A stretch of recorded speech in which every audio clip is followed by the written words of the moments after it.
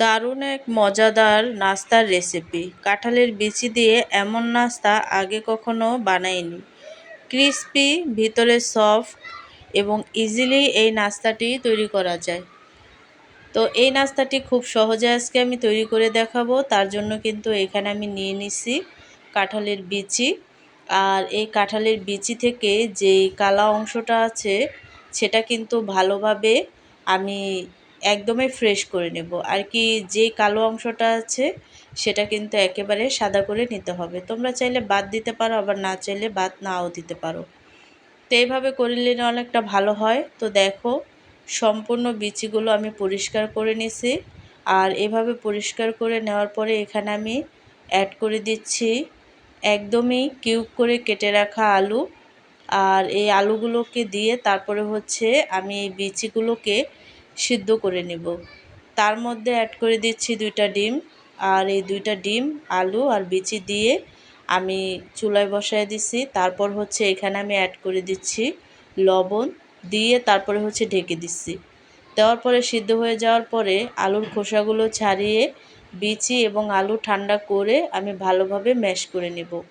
কাঁঠালের বিচি দিয়ে বানানো এই চপটি একদম চকমকে আর মচমচে পারফেক্ট করার জন্য এই 2টি জাদুকরীয় কিচেন টিপস অবশ্যই মনে রাখবে। কাঁঠালের বিচি সিদ্ধ করার পর ভেতরের সাদা অংশটা বেশ গরম থাকতে আলু আর বিচি খুব ভালো করে মিহি করে চটকিয়ে নেবে।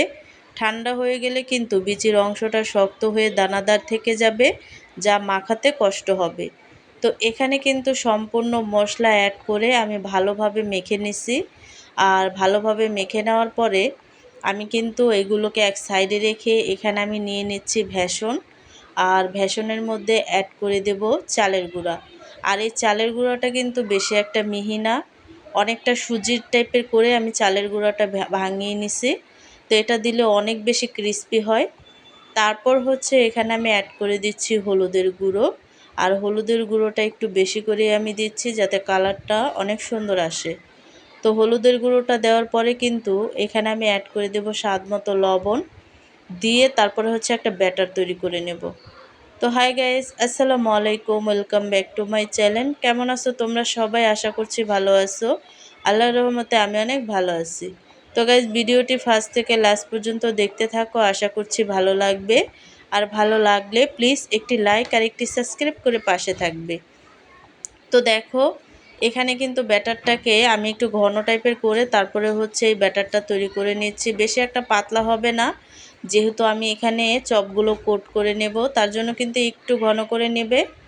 তারপর হচ্ছে এখানে 2টা সিদ্ধ ডিম নিয়ে নিছি।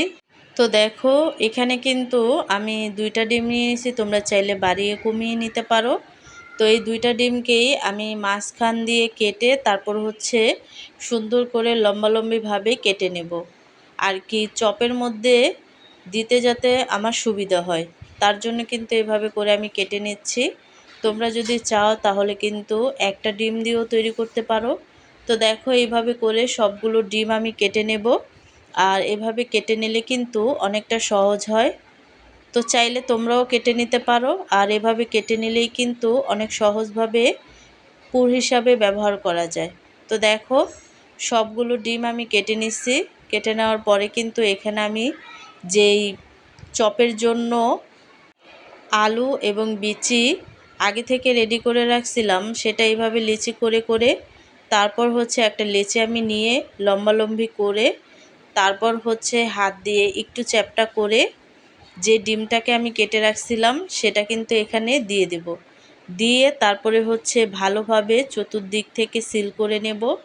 আর খুব সহজেই কিন্তু এই চপটা তৈরি করা যায়। আর আমি লম্বালম্বিভাবে চপটা তৈরি করে নিচ্ছি। তোমরা চাইলে গোল বা অন্য যে কোনো শেপেই কিন্তু এই চপটাকে তৈরি করে নিতে পারবে। তো দেখো, আমি কিন্তু সম্পূর্ণ ডিমটাকে ভালোভাবে আলুর পুর দিয়ে একদমই সিল করে নিছি। নেওয়ার পরে কিন্তু আমি এই চপটাকে লম্বালম্বিভাবে একটা শেপ দিয়ে নিচ্ছি। আর খুব সুন্দরভাবে কিন্তু এই শেপটা দেওয়া যায়। তো দেখো, এইভাবে করে কিন্তু আমি একটা চপ তৈরি করে নিচ্ছি। আর এইভাবে করেই কিন্তু সবগুলো চপ আমি তৈরি করে নেব খুব সহজে। তো দেখো, সবগুলো চপ কিন্তু আমি তৈরি করে নিছি। আর এইগুলোকে এখন আমি কোট করে নেব। ব্যাটারে চুবিয়ে ব্রেডক্রাম্ব বা বিস্কুটের গুঁড়ো দিয়ে কোটিং করার সময় শুকনো হাত ব্যবহার করবে। আর চপগুলো তেলে ছাড়ার আগে অন্তত 10-15 মিনিট নর্মাল ফ্রিজে রেখে সেট হতে দেবে। এতে ভাজার সময় ব্রেডক্রাম্বস খুলে তেলের মধ্যে ছড়িয়ে পড়বে না। তো এটা কিন্তু অবশ্যই মনে রাখবে, নর্মাল ফ্রিজে রাখলে কিন্তু যেই ব্রেডক্রাম্বগুলো দিয়ে আমরা কোট করে নিই সেটা কিন্তু খুব ভালোভাবে এই চপের গায়ে বসে যায়। তারপর হচ্ছে ভাজার সময় খুব সুন্দরভাবে ভাজা যায়, একদমই খুলে যায় না। তো দেখো আমি কিন্তু ভালোভাবে কোট করে নিছি। আর এভাবে সবগুলোকে আমি কোট করে তারপর হচ্ছে নর্মাল ফ্রিজে 10-15 মিনিট রেখে সেট করে তারপর হচ্ছে আগে থেকে প্যানে তেল দিয়ে দিছি। তেলটা অলরেডি গরম হয়ে গেছে। এখানে কিন্তু কিছু চপ দিয়ে তারপরে হচ্ছে আমি ভেজে নেব। তো হালকা আঁচেও ভাজবে না, কড়া আঁচেও ভাজবে না, মিডিয়াম আঁচ রেখে তারপর হচ্ছে এই চপগুলোকে ভেজে নিতে হবে। তো দেখো আর খুব সুন্দরভাবেই কিন্তু ভাজা যায়, আর কালারটাও কিন্তু একেবারেই নষ্ট হবে না। এভাবে করে যদি তোমরা ভাজো তাহলে কিন্তু কালারটা একদমই নষ্ট হবে না। তো আমি একটু উল্টিয়ে দিচ্ছি। আর এই চপগুলোকে উল্টিয়ে পাল্টিয়ে ভাজতে তেমন একটা সময় লাগে না।